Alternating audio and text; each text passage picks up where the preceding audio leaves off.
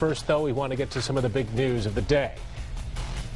Nobody has anything to say to us why the pharmacy is closed. No comment. No comment? No comment. A pharmacy scandal is spreading. Tonight, 2 West Michigan pharmacies are closed, effective immediately. Hundreds, if not thousands of customers are wondering how will they fill their prescriptions. This all stems from a federal raid on 4 pharmacies owned by Kentwood Pharmacy. They're based in Grand Rapids as well as the corporate offices. The feds say the company repackaged old, unused, and potentially dangerous medications and sold them to nursing homes and other care facilities. Tonight, 24-hour News 8's Crystal Hilliard's live at Eastgate Pharmacy.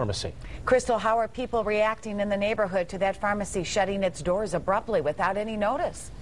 Susie, all evening we've seen people walk up to this door and read this sign. It says, effective immediately. We are closed. Now, Susie and Brian, I want you to think about all of the people this really affects. According to court documents, it's 9 pharmacists, 40 technicians, and about a dozen billers. But those numbers don't even include the community of people this pharmacy served. For hours, 2 signs outside Kentwood Pharmacies. This one in MidTowne, this one on the east side of Grand Rapids, sent dozens of customers looking to buy drinks, play some lottery numbers, or get their prescriptions away empty-handed. We caught up with the company's CFO with some other employees right after they turned out the lights at the Eastgate location for good. Can you guys tell us why the pharmacy is closed? Nobody can tell us why the pharmacy is closed? Nobody has anything to say to us why the pharmacy is closed? No comment. No comment? People employed with the company tell us Friday management rounded them all up in a meeting and said the bank was shutting both pharmacies down. Heather Morgan's worked at the Eastgate barbershop right next door to the pharmacy for more than a decade. She says it's often that people will drop off prescriptions, see the barbershop is open, and get a haircut while they wait. Well, the barbershop and the pharmacy have worked together for years and years, so with them being closed, it's going to hurt our business.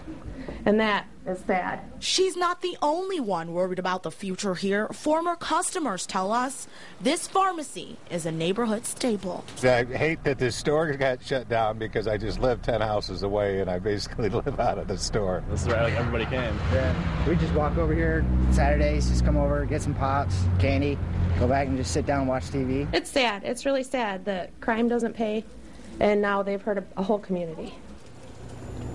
Now, a lot of people coming by here tonight heard about the Kentwood Pharmacy drama, but didn't make the connection to this store. Now, even though it's called Eastgate Pharmacy, it actually was bought by Kentwood Pharmacy earlier this year, right around the time the long-term, highly respected owner died. The pharmacy name was never changed. We're live near the East Grand Rapids border tonight. Crystal Hilliard, 24-hour News 8. Thanks, Crystal. Target 8 ran a check on Kentwood Pharmacy CEO Kim Mulder. He has an extensive record, starting with his stint as a stockbroker. Back in 1986, he spent 6 months in the Ottawa County Jail for embezzlement and then failed to pay all of his restitution. 2 years later, he was jailed in Cass County for 90 days, that for selling stocks that didn't exist. He even swindled an elderly woman out of $55,000.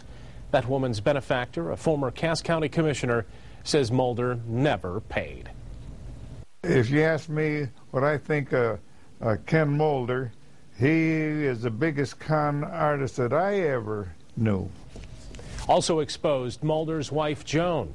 She's the one listed on state records as the real owner of Kentwood Pharmacy. Now, we're following this developing story every step of the way.